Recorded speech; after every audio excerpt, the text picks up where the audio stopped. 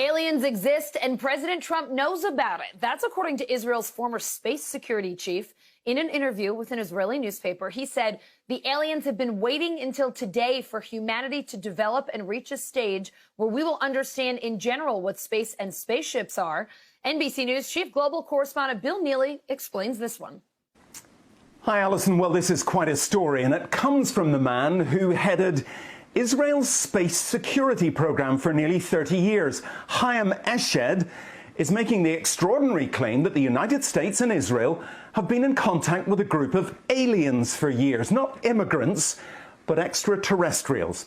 He has called them the Galactic Federation of Aliens, and he says President Trump is aware of the existence of these aliens and had been on the verge of revealing their secrets, he claims, but was asked not to do so by the Federation in order to prevent what he calls mass hysteria.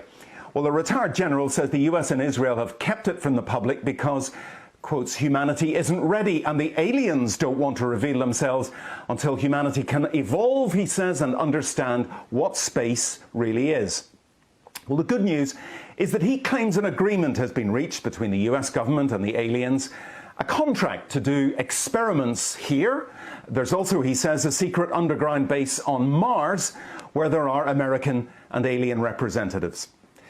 Now, this former head of a branch of Israel's defense ministry is 87. He was very well respected, at least until now. And he said all this in an interview with an Israeli newspaper in Hebrew, but it's really taken off after parts of it were published in English by the Jerusalem Post today.